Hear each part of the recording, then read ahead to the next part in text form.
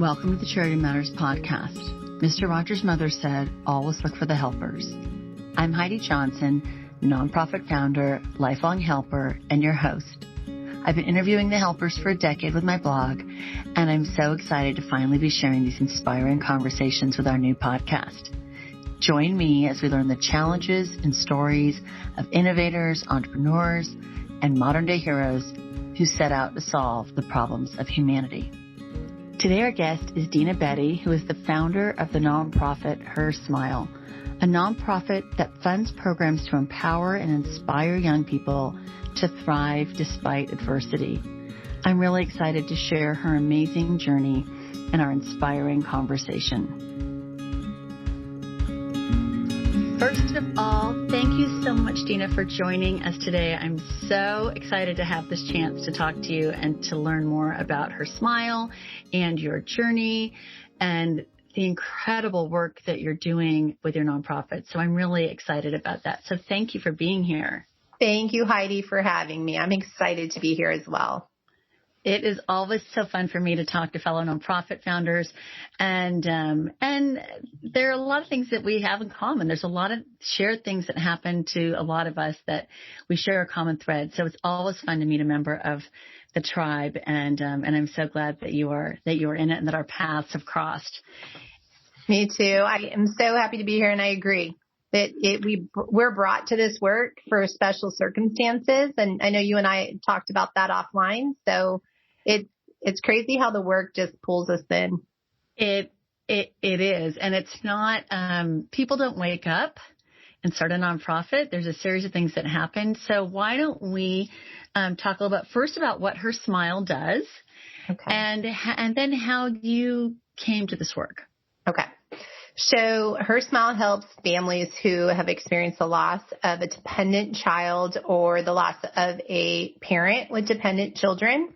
And we did that primarily for the first 5 years. And just last year, with the pandemic, and I live in Northern California, and we had really severe fires again for the third year in a row. And we had somebody who was 14 who had childhood cancer. And we just thought, with all of those circumstances surrounding us, we thought we want to do more than what we're doing. And so we broadened our brushstroke so we could also help families going through really difficult circumstances. So not only death, which is the ultimate loss, right? And to lose a child is beyond measure, in my opinion. So we now are helping those who are in the throes of really challenging circumstances. And we can talk about that more as we go on.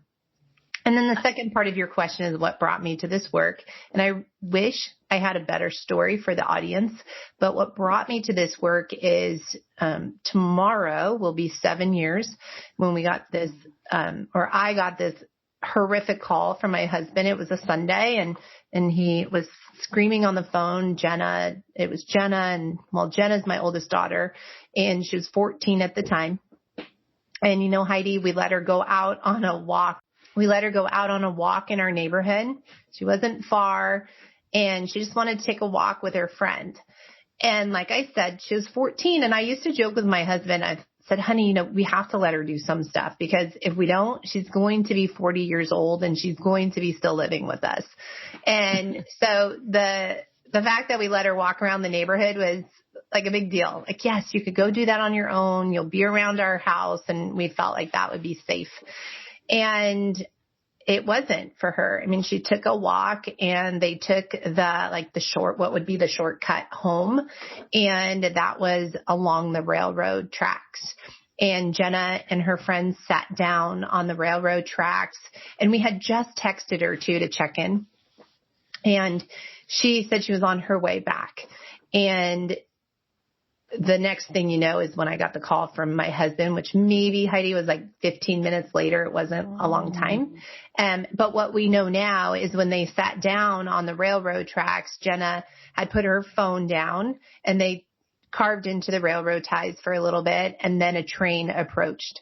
And both of the kids they got up, they were able to safely get away from the train, but Jenna went back to grab her phone. and she was hit and killed from the back. And her phone survived, but she didn't. And what we think is that she probably thought the width of the train was the width of the train tracks, which it's not. You know, the train is wider. And so she got hit about 6 to 7 inches into her back. So that's what we think happened.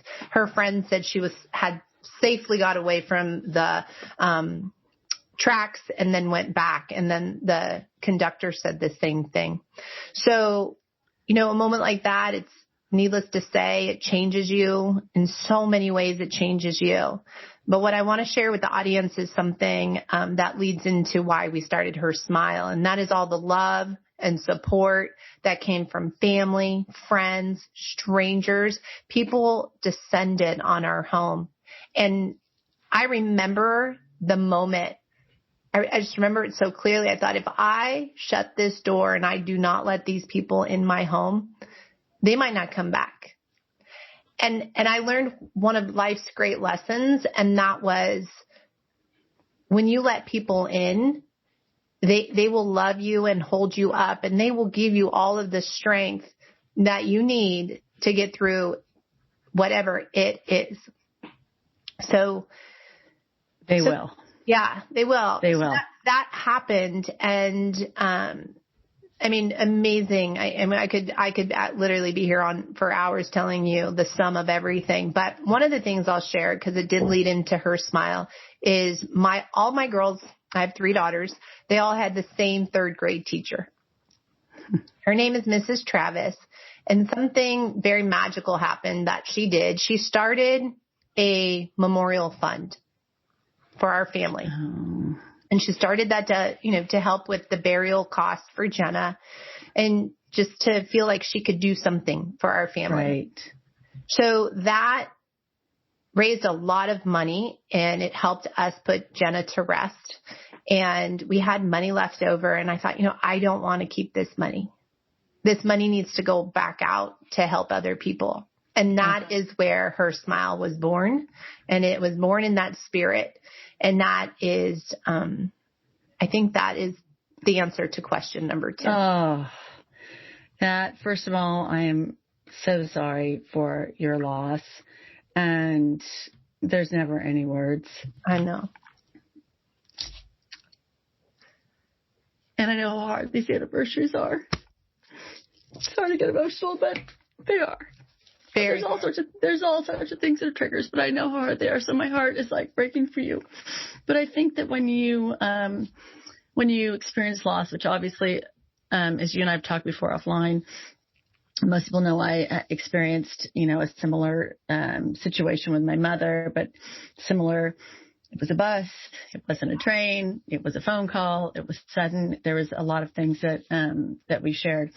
I've said to people that if I had to spend a lifetime giving back to what people gave to us during the 6 weeks following my dad being in a coma and everything my family went through and all the other people that died with my mother in their accident, I think it is going to take the rest of my life to give back. And I think, and it's not a guilty feeling that you give back. It's just, it's so overwhelming and so beautiful that by the time you've processed it, it's almost like your cup is so full that it's overflowing. You have to share it. Like you said, even that money is symbolic of that. It's like, even though you've been gutted and you've been broken and you've had this horrible loss, you still know you need to pay it forward. And I think that that's what's so mystical, magical, beautiful, bizarre of loss and rebirth, right? Right. Yeah, it is. And for me too, that money symbolized, it's hard to put into words, but it symbolized what she wasn't going to be able to do in her life, and all the goodness I felt my daughter would bestow upon this world that she now wasn't. I felt like it was a cross for me to bear too. I felt like I wanted to do all of the good as well. In honor of her, in honor of the life she didn't get to live, in honor of all the joy and just, sheer love that she didn't get to experience. I wanted to be able to be that energy force in the world for her. So yeah, it was money, but it meant so much more to me. I completely understand that. And I may have shared this with you before, but when my mother died, my husband, the only words that he said to me, the only words that were comforting of anything that people said, and people said a lot of really lovely things, was that energy cannot be created or destroyed. It's a fact of the universe. And so what I have found, even with talking to nonprofit founders, so many of us have experienced loss, and there are millions of people on the planet every day experiencing loss, but not everyone takes that energy and turns it into something powerful. And that's what I think is why I love having these conversations, because, I mean, it seems obvious to us at the time, like you knew when you had that money, I need to do something with this. But I think for people that are out there that are suffering, that have had loss, I don't think everyone thinks like this. It's interesting that you bring that up, because I didn't know that in the beginning. And I now know, almost 7 years later, that I definitely grieve by doing. And now, because we're in this space of loss, that it is not the norm. And one of my greatest challenges with Her Smile is being able to be that resource for post-traumatic growth. That's part of our mission, is to help through the whole cycle and be there as a resource to be resilient from what we endure in this lifetime.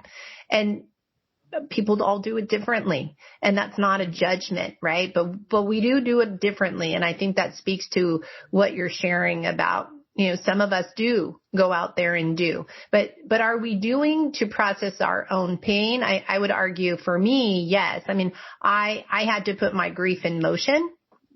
Other people do it different. Right.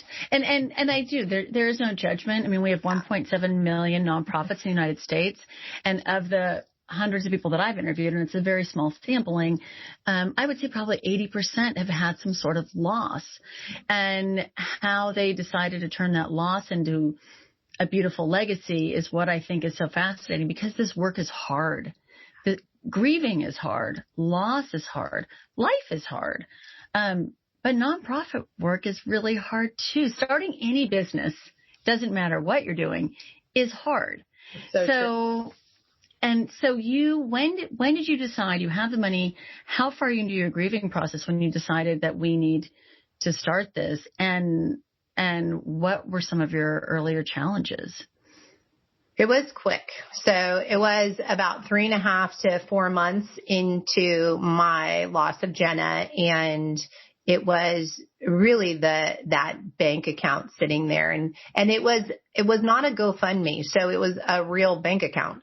Right. And that was a catalyst for me, because the Mrs. Travis's name was still on there, and there was some, just some, logistic stuff to work through, right? Accessing the money, closing down that account. And once we closed down the account, that was very real for me. Like, I don't want this in my account, right? I didn't want to commingle those funds into my account. Right. So, I had some very close friends that took on doing the, Form 1023 and, that monster. And, and then I had other people do all of the, what is it, like 8 or 9 steps that you have to do to form a nonprofit. And they all kind of bit the elephant one bite at a time. And I have to tell you, they did the lump sum of everything.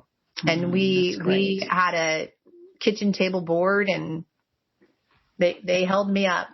And that's the beauty of how it works. So what were some of obviously you're grieving, which there's no harder work, I think, that humans go through than grief and loss, and let alone the loss of a child. So there's days you are completely unfunctional. I mean, you are shut down. And even though if you're grieving by doing, you're starting a business, and you're dealing, and you still have a family, and you still have, laundry, and you still have life. Yeah. So how are you starting this, and what challenges did you run into, or did the doors just keep opening? So interestingly enough, the challenges that existed in, year zero and the challenges that exist now are very, very much the same. And you might be surprised by what I'm about to share with you. My greatest challenge is exposure. So I have this kind of really, I don't know, call it a gift or a personality flaw. I really wanted to help as many people as possible. And we, in the beginning, were giving many financial grants to help with burial or hardship costs. We had already like half a dozen or more partnerships with local resources for bereavement, to group support, to, there was a whole gamut of options for resources. So with that being said, my biggest angst is not being able to help more people. And the challenge that comes in exposure in nonprofits is having enough money because like you said, it's a business. So how are you able to market? How are you able to advertise your business and do all this good work when not a lot of people know about you? Right. Right. It's always a chicken and an egg, right? It's always totally chicken and egg. So I would say that still to this day, exposure is one of my biggest challenges.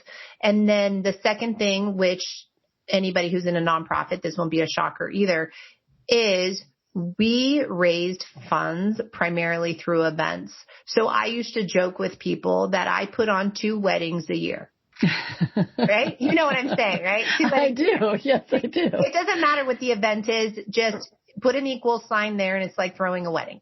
Right. So that's been really challenging as well. And especially with COVID, that business model is not conducive to a pandemic. So no.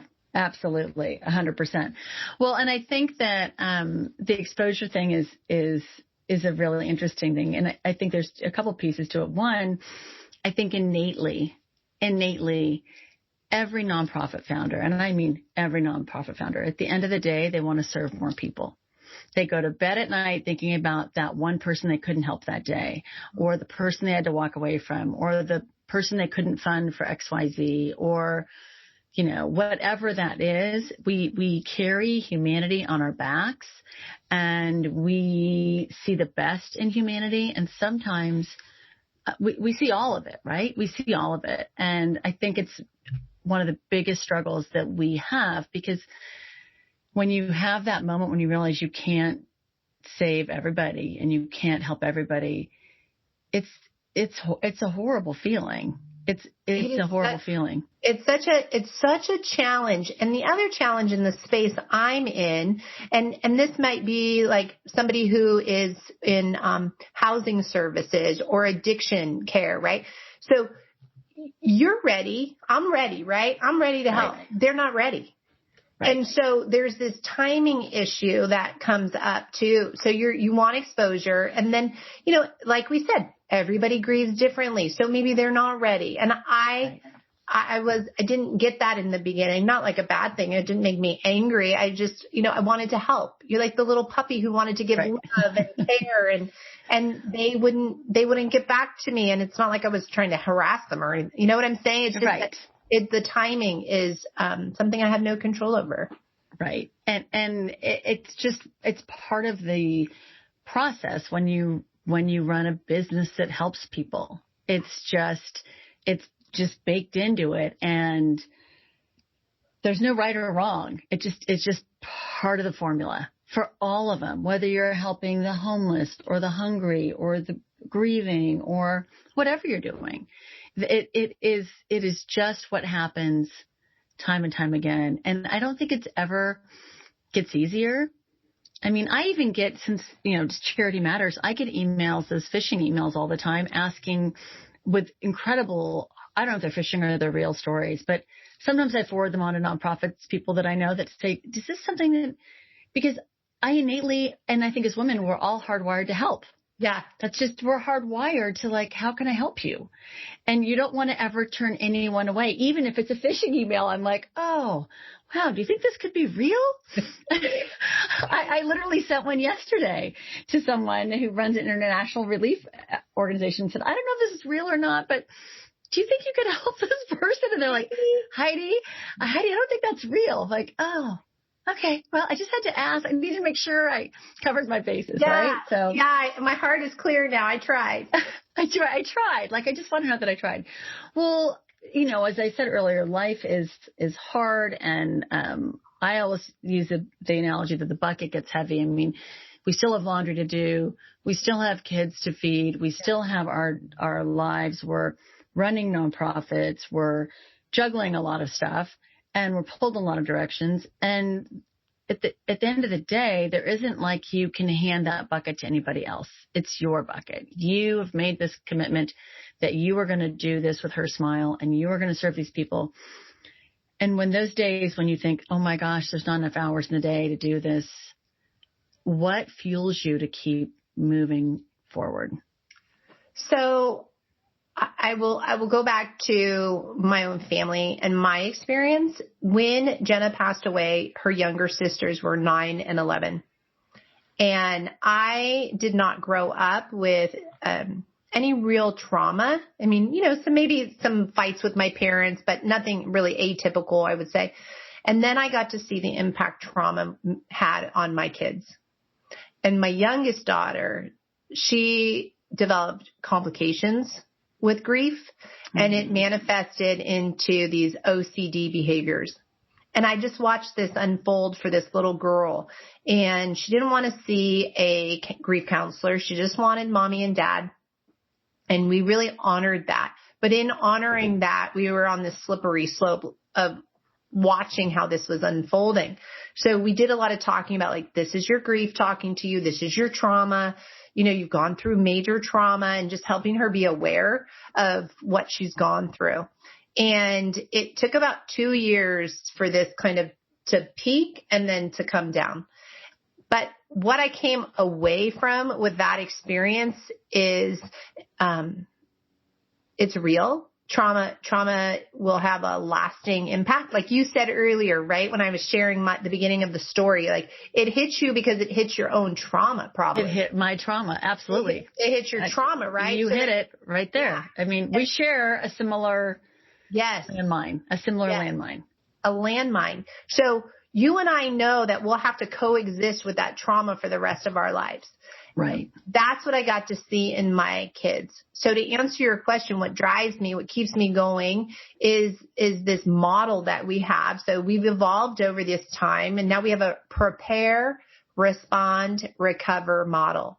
So now we go into school, pre-K to 12th grade, and Her Smile helps support social and emotional learning in our area in Northern California. And we have only scratched the surface. We're supporting 4,400 kids in that age bracket. Wow. And really, Heidi, that is just not even a bleep on the radar, but it's a start, right? But to know that, and you said this about the bucket, that bucket gets heavy over our lifetime. And we're kind of naive when we're younger if we haven't gone through anything. It seems like, it's like a rose garden. Everything's going to be hunky-dory. It's going to be great. But then what happens when it's not? Will those kids have the tools to go back into their emotional toolbox, and will they be able to handle what life throws their way? And what I saw in my experience is I had worked so much on my mind through the sport I played. I played golf competitively as a young person. And I went back to so many of those skills, mental skills that I had, because I had some tools in my toolbox. Right. I had some stuff to go back to. So that's what keeps me going. I know that's a long-winded way to answer your question, but that's what drives me. No, not at all. And I think that, what you're doing is, everyone needs those skills, but I think we're only really realizing after a lot of children this year have gone through perhaps a form of trauma for them, with being cut off from everyone they know and being isolated, or whatever's happening with them being in their home. And the world is finally talking about something that you've been talking about for 7 years. So I think that those tools are critical. And something that I think adults sometimes take for, we don't think that we're going to need them. Oh yeah. We live in, this kind of bubble sometimes. Completely. So were there ever moments, and I've never interviewed anyone that said, oh, well, I made a difference here and I did this. I mean, never once. Nonprofit founders are the most humble, gracious, kind humans on the planet. Totally my heroes, angels on earth. But we do have this privileged front row seat to witness grace and kindness and compassion and moments that you think, oh my gosh, I can't believe I'm a part of this, or somehow something's happening here. Moments you can't explain, whether it's Jenna guiding you or whether it's just something you've seen in your work that's so beautiful and touching that you know that her smile has kind of moved the needle. What does one of those moments look like for you? Gosh. So those moments come in little moments for me, because they come when people reach out to me. So I get people who will reach out to me, and how do I help my friend who just lost their son or their daughter? What can I say to them? Those are moments that make me feel like I can be of service, even though it's much smaller than I originally wanted, right? It's as impactful. We had a family friend ask if I would speak to another friend. And that friend wanted to talk to me because her friend who lives in another state, the son had passed away from a heart problem. They didn't even know it was a silent heart issue, and he passed. He was 15 years old. 1 year, almost to the month, her son died. The one who reached out to me to help her other friend. Oh, wow. 1 year later. And to be able to be there, and, there's nothing I could do or say, but just to know, like, I know her heart, and right. She wanted so badly to help her friend, and now to be in the shoes where possibly I could be there for her and to help her. Those are the moments. So they're not grandiose. They're not, they're very humble, but they mean everything to me. Well, we certainly don't do this work for the money. No. Because we get paid in those moments. Yeah. To me, those moments are the fuel that makes us keep going, that makes us pick up the bucket again, that make us want to do more, and that renew us, because those moments, they don't have to be big, but they're powerful, and they speak to us in such a deep way that we know that somehow our work or our presence has made someone else's life better. Right. And those are the moments that I think unite us and make us better and make us want to just do this work. So I hate this word, and I say it all the time, and I sound like a broken record, but everybody always wants to know your impact, and people want to invest on and support organizations that they know are doing beautiful work. They want to know what their money is going to. They want to know, depending if it's an individual or a foundation, sometimes they want really crazy measurables. But I just like to know what you think your impact is. And it can be both. It could be, I mean, you said already you're serving 4,400 students with socio-emotional learning. I mean, that's enormous. That's enormous impact. So what do you think your impact is? And it can be, there's no right answer. Well, I like that. I'm going to go a little creative on you. So okay, love that. I will say that when I really started living in a nonprofit space, because I had been helping in, what's the word? Charitable. Volunteering. Yeah, volunteering for some time. But what I saw and what I continue to see in the nonprofit sector is kind of a survival of the fittest mentality. We fight for the same funds. We fight for the same donors. And for me, I want to do my work in nonprofit world differently. So I've really taken a collaborative approach to the nonprofit. I feel like we are stronger together than apart. And what that means is her smile has become an ambassador. It's been about 3 years now with the Jesse Lewis Choose Love movement. They're an organization that Scarlett Lewis started out of the Sandy Hook tragedies. She lost her first grader, Jesse, in that horrible school shooting. And she devoted and has devoted her life to forgiving. And she is the one we've partnered with to do social and emotional learning support and curriculum in the classroom. So I feel like that's so powerful. And then I've also put the nonprofit, I've kind of flipped it upside down when it comes to donations, is we do still have our events, but knowing that people very much like to give to a certain cause, or knowing people like to know where their money is going, we started a peer-to-peer fundraising platform. It runs just like a GoFundMe.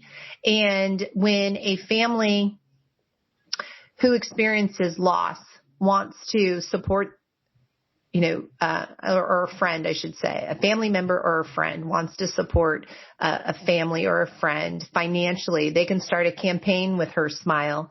And we help them because we know when you're grieving, the last thing you want to do is administrative work or networking online, right? Right. So we do all of that for them. We advertise, we send it out to our audience, we do the newsletter, we do all of that. And we update because people like to follow the story. They want to be a part of the journey. So we have flipped the way we do business upside down a little bit. So through partnership and through the peer-to-peer fundraising, that is how we have focused on our getting money into the pipeline. Because it is the biggest challenge everybody has is funding. And the beautiful thing when you think there's 1.7 million nonprofits is that people want to help each other. And people do want to help each other. I mean, people really do want to help. It's just there's so many places with which to help. And where do you start? And where do you go? Exactly. Where do you start? And it's really, and I get asked that question all the time, where do you start? So I love that you're offering kind of an alternative to GoFundMe, because I have nothing against GoFundMe. I'm sure I know they do a lot of good for a lot of people and help a lot of people. But I think that that's a really unique and beautiful thing because it's something people really need. And there's so many levels of help that you're providing in doing that. There's so much community that you're providing. There's so much connection you're providing. There's so much grace and goodness that you're providing in helping those families or friends or whoever's lost someone that wants to honor someone. I mean, I think that's absolutely beautiful. I think that's really spectacular. And I want to say one more thing as to where my mind was with that is that it was so difficult to help people, to know where their timing, like I said before, like where they are in their grief timing and when they're ready for resources to help with their grief and that journey. So that for me to be able to send them a newsletter, and so that they know where you exist, we are still reaching out to them and that they can use those resources when they're ready, but they're not alone. And that was super important for me. I just think there's so many levels of fabulousness there. I don't even know where to start. I mean, it's so brilliant. It just makes such perfect sense. It just makes such perfect sense. So I think that congratulations, hats off on that, because that is really beautifully done. So if you could dream any dream for Her Smile, that magic wand that you would love to wave, what would it be? It would definitely be that we were known throughout the United States as a platform people could go to and use to raise funds for their loved ones, and that they would have this conduit of support, and they would also be able to support the Prepare piece, where we are raising kids who have these greater skills to deal with life's challenges. I just think it's a continuum of care. We talk about that in the healthcare system, but I also see that just as far as mental health goes, is that we need to raise mental health, meaning, we need to give our kids the skills, because when life happens, it's hard. It's very difficult. It's very difficult. And if you don't have the support system, if you don't have your own self-structure and toolkit to access, it's just so easy to just completely shut down. Yeah. It's just so easy. And what you're giving these students, the ripple effect of that, is immeasurable. I mean, there's no way to measure the impact of that, because what they're going to do with that toolkit and then who they're going to serve and help with that toolkit is pretty significant and pretty special. So I think that's incredibly exciting. Well, do you have like a phrase or a motto or some sort of like set of words that you live by? I mean, you've obviously had an incredible journey, but do you have any words that you kind of just, or is your catchphrase or something I have just funny ones. I mean, I have two that I say that are, you're going to laugh, but I say, I am woman, hear me roar. Right? I love Helen Reddy. I love you, Helen Reddy. Yeah. God rest your soul. And then, I also say, don't let crazy make you crazy. Meaning I like that. Put life into perspective and don't let it beat you down. That's what I mean by that. Right. And that is a thing I say all the time. And then, I would be remiss if I didn't include this one, but the final one is put your quarter in and watch the show, because that to me is very symbolic of life. It's put your quarter in and watch how this all plays out, because oftentimes we have no control about the show outside of ourselves. So, but I would say those three are, I commonly say them. I think if there's one thing that you learn through loss, especially unexpected loss, and I say this as a always recovering type A, which will never be fully recovered personality, who someone who's always thought that I've had everything control, you learned very quickly that you really don't have control.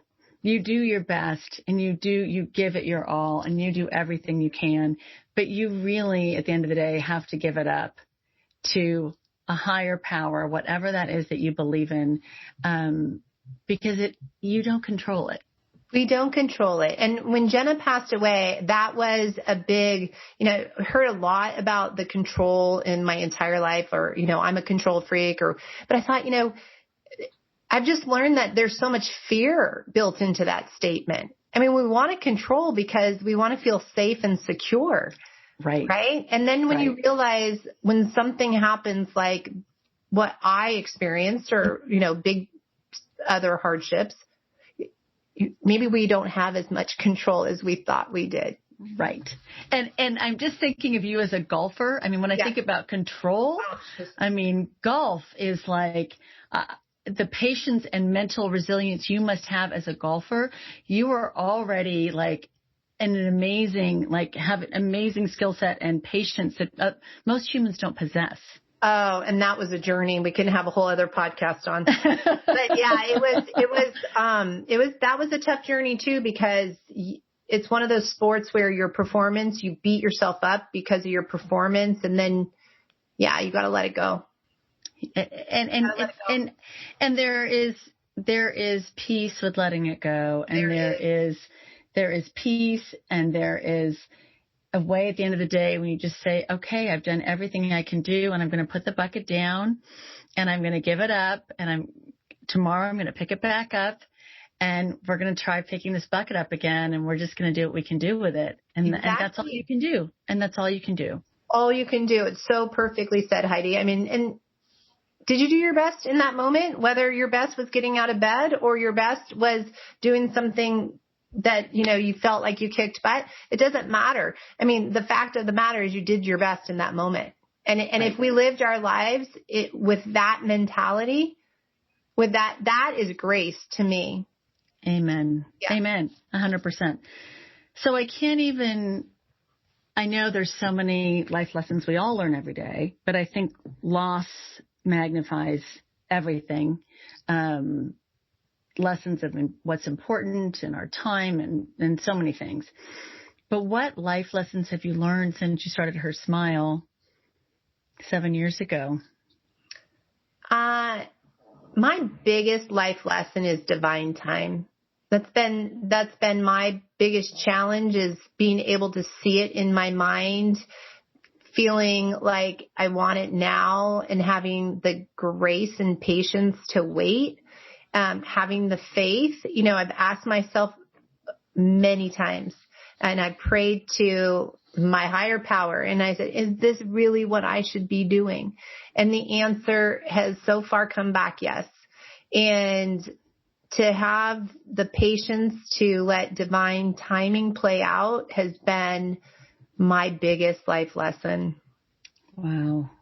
What a lesson for all of us in that. I mean, and if that doesn't go right with control and letting it go and giving it up, it just goes exactly to that point. 100%. Yeah. Okay. That's for me. That's where it is for me. I mean, I feel like all the work, I could do the work like nonstop, right? I could do the work, but then sometimes, Heidi, sometimes the doors feel like they're stuck shut.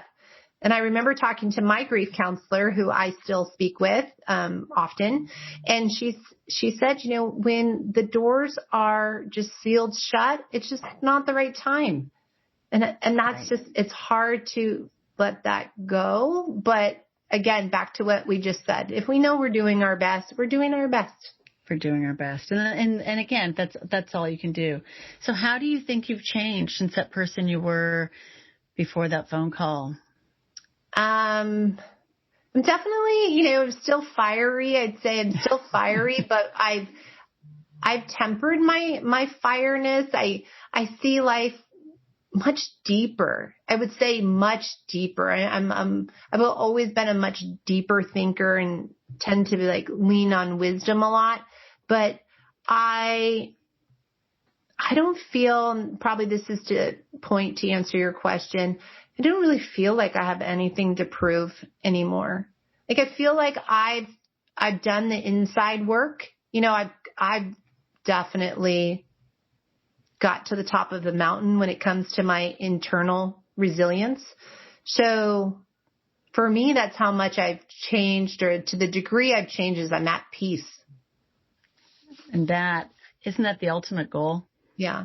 I think the ultimate goal is to know that you've done your best.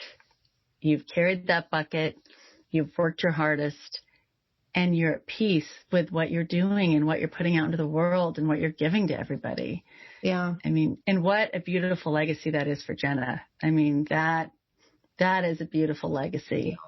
And you carry that and her with you, obviously, in every good thing that you do and everyone that you grace, with all of those people that you touch through her smile and her legacy. Thank you. Thank you. That could be, if that is where I sit on my rocking chair on my last days, and then I say, I'm good with that. I'm good with that. I always wanted, before Jenna passed away, it was always what I could achieve more on the outside. What monetary resources I could have, all of that, right? That stuff. Right. And I'm gosh, I mean, not that I don't care. It's just I care differently about that stuff. Right. Everything shifts in perspective. Totally. And it's just never, I've told people that are grieving before, it's like I have a new pair of glasses and I see so much more clearly now what really matters. And not that I didn't see it before, but it's just in high focus. Yes. I get that. So clear. It's so clear how your time is spent. It's so clear how precious our time is. And it's so clear that using our lives to make other lives better is why we're here. Right. And I would say too, what I've really learned is, I want to add to what you just said, because I know a lot of people who are in nonprofits. It's about helping other lives be better. And one of the things that I've learned too is, and maybe this goes back to one of my sayings, is that you can't pour from an empty cup. I've learned that I'm only as good as I am on the inside for me to give on the outside. And so finding that joy in my work has been really vital. Do I find joy in this? Do I find happiness in my work? Because if I am begrudging anything that I'm doing, then how can I fully give to any person? So to date, I ask those questions of myself. And to date, the answers that come back is I am finding joy. I am finding, happiness in it, because you said it in the beginning. It's hard work. It's hard. And I'm not getting paid. I'm not getting paid to do the work. Right. And right. To do it. So, So I think, yes, I do think it's impacting other people's lives, but I think we're only as impactful as we are with a full cup. 100%. And I think that is exactly why we put the mask on our child first on the plane, and then on ourselves first, and then our child. Excuse me, I got it backwards. On ourselves first, because we have to do self-care first, and then we have that extra to give. Yeah, well, for sure. You have given a lot, and I'm glad that you're putting the mask on yourself and that you're filling your cup, because wow, what an impact that you are making and continue to make on so many people. And I just think the work you're doing, not that it wasn't relevant before, but I just think, as you said, the need now is just so significant. Yeah. So significant. So significant. And we as an organization cannot wait till our Northern California schools go back to school, because we haven't been able to really help. So tell me how and where we can support you, follow you, donate, listen to you, anything and everything that you are doing. We want to know about all of it. Okay. Thank you. So hersmile.org, it's one word, hersmile.org, and that's our website. And then hashtag hersmile is our handle on Instagram and Facebook, and that's all one word as well. And you have to think, when Jenna passed away, hashtags were all the rave. So I hashtagged her smile because a lot of people talked about Jenna's smile. So that's how we got the name, Her Smile. And so that's Facebook and Instagram. And then we have a YouTube channel, and that's also hashtag Her Smile. And so those are all of our social media handles. And then you could put in any peer-to-peer fundraising request through our website. That's and fantastic. You can contact me directly through our website. So that all that comes directly to me. And then you can sign up for our newsletter on our website as well. Great.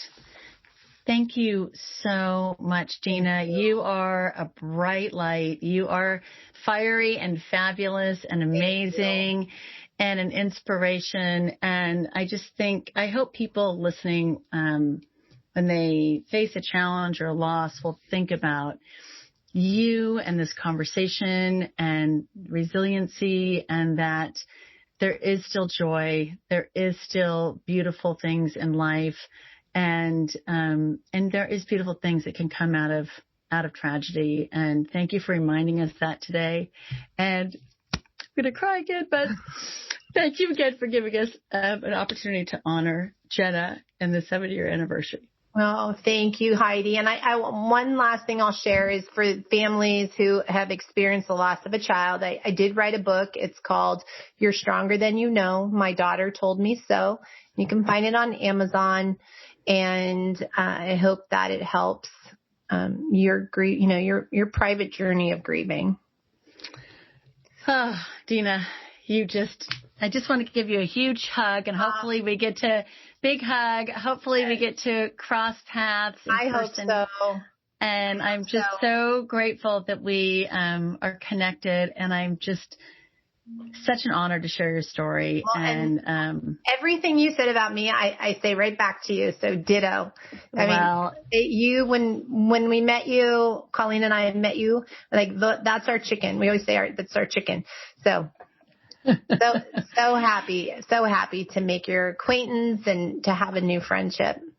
Absolutely. Absolutely. And the world is better because you're in it. So thank you so much, Dena. And I look forward to following Her Smile in all these fantastic places and supporting you and your work in any way that I can. Appreciate you. Thank you. Thank you, Dena. All right, Heidi. Thank you.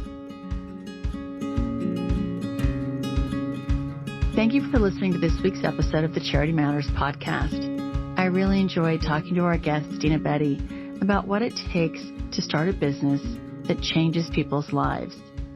I think Dena's comment about having the patience to see divine time revealed was so thought-provoking, inspiring, and true. To learn more about these modern-day heroes and entrepreneurs, or if you'd like to reach out to us, visit charity-matters.com or connect with us on Instagram at Charity Matters. If you enjoyed our conversation, we would love it if you shared this with your friends and family. Remember that together we can make a difference, one small act of kindness at a time. See you next week.